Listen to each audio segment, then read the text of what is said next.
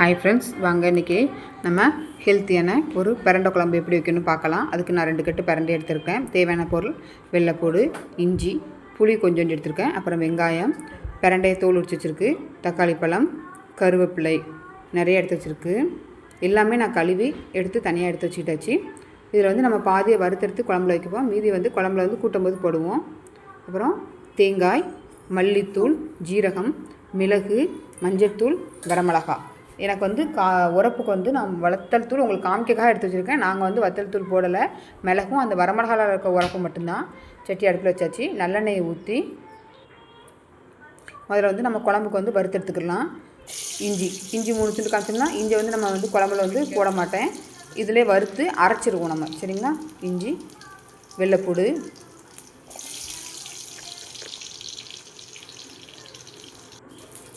அப்புறம் சின்ன வெங்காயம் பாதி வந்து குழம்புல போட, மீதி வந்து அரைக்கிறதுக்கு.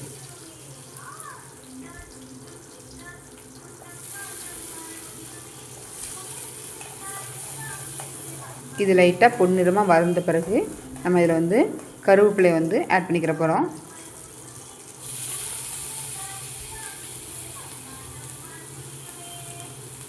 உங்களுக்கு காரம் வேணுங்கிறவங்க வந்து அந்த வத்தல் பொடி வந்து நான் 2 ஸ்பூன் காமிச்சேன், அந்த 2 ஸ்பூனாக நீங்கள் ஆட் பண்ணிக்கலாம்.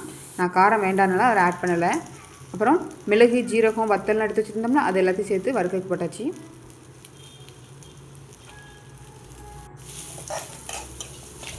அப்புறம் தக்காளி பழம்,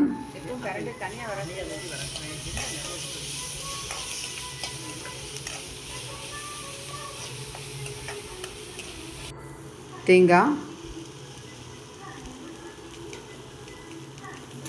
இது எல்லாமே பொன்னிறமாக நீங்கள் வறுத்து எடுத்து குழம்பு வச்சிங்கன்னா எத்தனை நாள்னாலும் இந்த குழம்பு வந்து கெட்டே உங்களுக்கு போகாது. பாருங்கள், எல்லாமே வந்து எனக்கு மஞ்சள் கலரில் பொன்னிறத்துக்கு மாறிட்டு.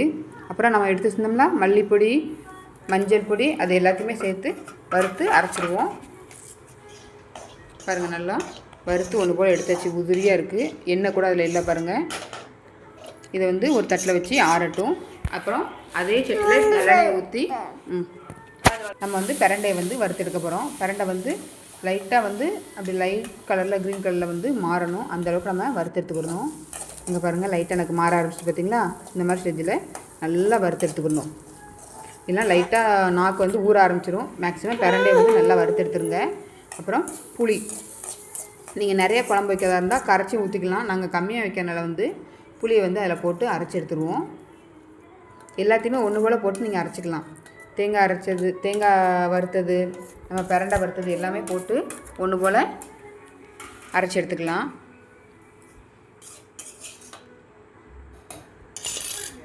பார்த்திங்களா? எல்லாம் போட்டு புளியும் போட்டு அரைச்சி இனி நம்ம வந்து குழம்பு கூட்ட வேண்டிய வேலை மட்டும்தான். பாருங்கள், இப்படி மையாக அரைச்சாச்சு. கருவேப்பிலை, மஞ்சள் தூள் எல்லாம் நம்ம போட்டோம். நம்ம எதுவுமே இனிமேல் இதில் வந்து சேர்க்க வேண்டாம். குழம்பு வந்து அடுப்பில் போட்டு கூட்ட மட்டும் செஞ்சால் போதும். அதே சட்டியில் நல்லெண்ணெய் தான் நாங்கள் யூஸ் பண்ணுவோம். மருந்து இந்த மாதிரி குழம்புக்கு வந்து மேக்ஸிமம் நல்லெண்ணெய் யூஸ் பண்ணுங்கள், அது நல்லது. நல்லாவும் இருக்கும் குழம்பு இந்த மாதிரி குழம்புகளுக்கு. கடுகு, வெந்தயம் 2 போட்டுக்கிறோங்க.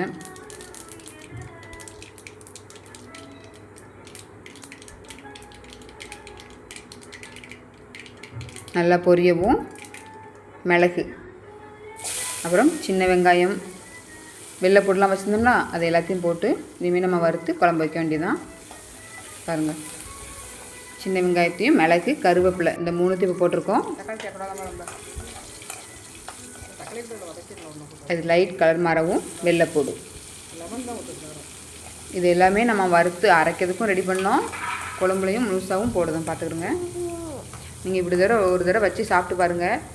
நீங்கள் ரெகுலராக இந்த பிரண்டை குழம்பை இப்படி தான் வைப்பீங்க கண்டிப்பாக.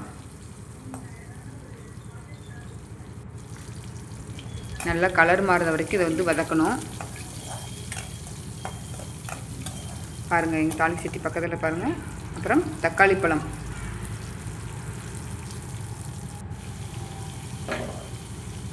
போட்டு நம்ம குழம்புல வறுத்து அரைச்சிருக்கனால இதில் வந்து ஒரு பாதி தக்காளி பழம் மட்டும் போட்டிருக்காங்க.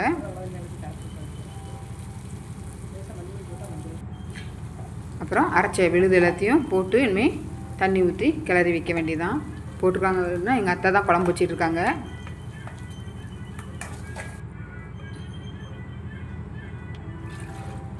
இந்த ஸ்டேஜில் வந்து நீங்கள் வத்தல் பொடி வேணுங்கிறவங்க அதில் போட்டு அரைக்கனாலும் அரைச்சிக்கலாம்.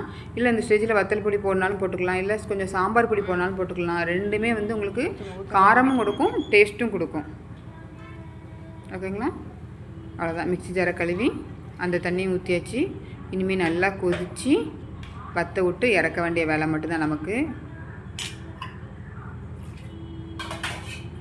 இது வந்து ஒரு மருந்து குழம்பு மாதிரி, அதனால தான் உங்களுக்கு எல்லோ கலரில் இருக்குது. வத்தல் எதுவுமே நாங்கள் போடாதனால உங்களுக்கு வேணுங்கிறவங்க நீங்கள் சேர்த்துக்கிறங்க. இப்படி நீங்கள் வச்சு கொடுத்தீங்கன்னா பிள்ளைங்களுக்கு கூட நம்ம அடிக்கடி இப்படி வீக்லி ஒன்ஸ் வந்து நம்ம கொடுக்கலாம்.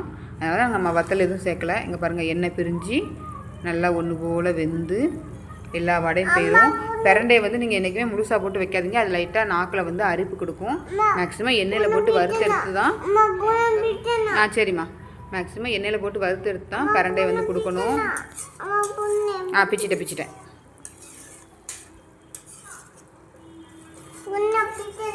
சரிம்மா. பாருங்கள், நல்லா எண்ணெய் மிதந்து சுற்றி வந்துட்டு நமக்கு வந்து பிரண்டை குழம்பு ரெடி. இது வைக்கிறது ரொம்ப ஈஸி தான். பிடிச்சிச்சா லைக் பண்ணுங்கள், ஷேர் பண்ணுங்கள், கமெண்ட்